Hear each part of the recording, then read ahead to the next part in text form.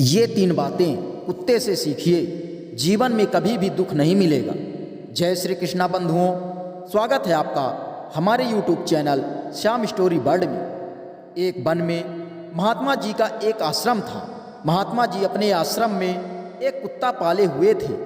आश्रम के बगल से ही एक रोड गुजर रहा था। एक दिन महात्मा जी के आश्रम में उनका एक अनुयायी सेठ जी पधारे। उन्होंने महात्मा जी को सादर प्रणाम किया और उन्हीं के समीप बैठकर बातें करने लगे। कुछ देर के बाद उन्होंने देखा कि एक कुत्ता तेजी से भागता हुआ महात्मा जी के पास आया और उनके पीछे जाकर छिप गया। असल में बात यह थी कि उस दिन महात्मा जी का कुत्ता घूमते हुए गांव तक पहुंच गया। जहां पर गांव के कुत्तों ने महात्मा जी के कुत्ते को देखा तो वे ईर्ष्या के कारण महात्मा जी के कुत्ते को मारने के लिए झपटे। आप सभी तो ये जानते हैं कि कुत्तों का स्वभाव ही ऐसा होता है कि यदि दूसरे इलाके का कुत्ता उनके इलाके में आ जाए तो वे सभी इकट्ठे होकर उस कुत्ते पर हमला कर देते हैं। इसी स्वभाव के कारण गांव के कुत्ते महात्मा जी के कुत्ते के पीछे पड़ गए और महात्मा जी का कुत्ता अपनी जान बचाकर भागता हुआ उनके पीछे आकर छुप गया। यह दृश्य देखकर सेठ जी ने महात्मा जी से कहा कि महाराज, आपका कुत्ता तो बहुत ही डरपोक है। गांव के कुत्तों के डर से भागता हुआ कुटिया में आकर छुप गया। भला ये आपकी क्या रक्षा करेगा? कुत्ते को देखकर ये तो भौंकने की बजाय भाग खड़ा हुआ। सेठ की बात सुनकर महात्मा जी बोले, अरे भाई, ये कुत्ता डरपोक नहीं है बल्कि बहुत ही ज़्यादा होशियार है। ये कभी भी मुसीबत में नहीं फंस सकता। समय के अनुसार हर प्राणी को डरना चाहिए। जहाँ पर हमारे विरोधी बल और संख्या में ज़्यादा हों वहाँ पर सेखी नहीं बघारना चाहिए। बुद्धिमानी तो इसी में है कि वहाँ से चुपचाप चले आने में ही भलाई है। इसमें आपकी कायरता नहीं बल्कि बुद्धिमानी सिद्ध होती है। आपके विरोधी अगर संख्या बल में ज़्यादा हैं तो वहाँ पर वीरता दिखाना एक मूर्खता है।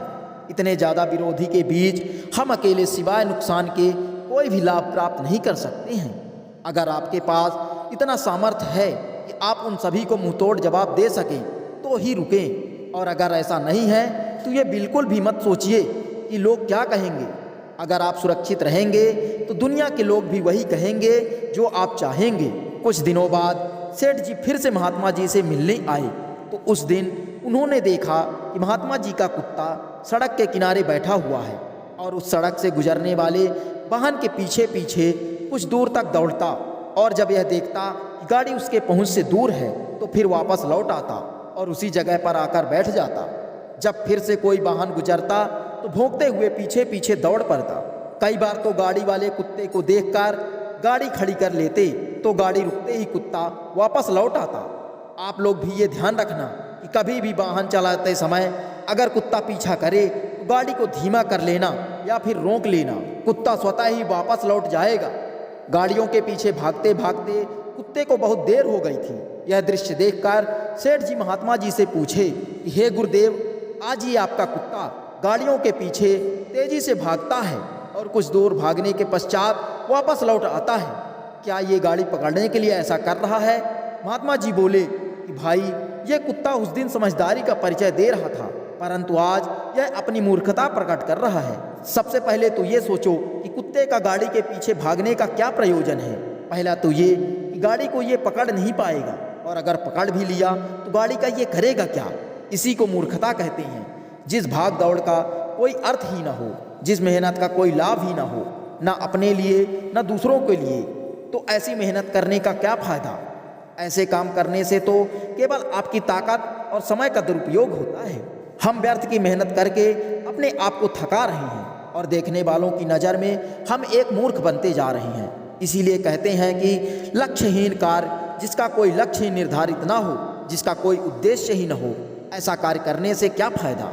कई बार लोग दूसरों को दिखाने के लिए दिन रात काम में लगे रहते हैं पर उस काम का कोई मूल्य नहीं होता है। बस मेहनत करते जा रहे हैं पर यह नहीं पता होता कि इस मेहनत का क्या फ़ायदा होगा। कई बार ऐसा होता है कि हम एक दिन में समाप्त होने वाले कार्य को करने में कई दिन लगा देते हैं, जिससे हमारी ताकत और समय व्यर्थ ही नष्ट हो जाता है और लाभ केवल उतना ही होता है। जरा सोचिए, अगर उस काम को सही समय पर कर लेंगे तो बचे हुए समय में हम और काम कर सकते हैं जिससे हमें दोगुना लाभ होगा। पहली बात तो ये कि किसी भी अर्थहीन कार्य में हाथ न डालें।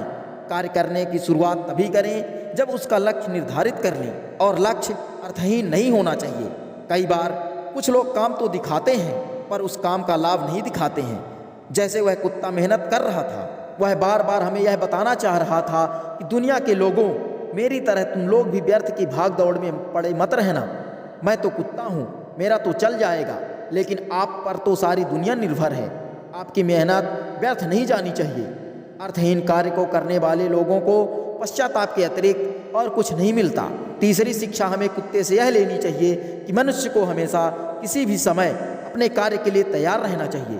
कई बार ऐसा होता है कि हम अपने कार्य को सही समय पर नहीं कर पाते हैं। समय से ना तो शुरुआत कर पाते हैं और ना ही समय से खत्म कर पाते हैं। इससे हमें हमारे कार्य का जितना लाभ मिलना चाहिए उतना नहीं मिल पाता है।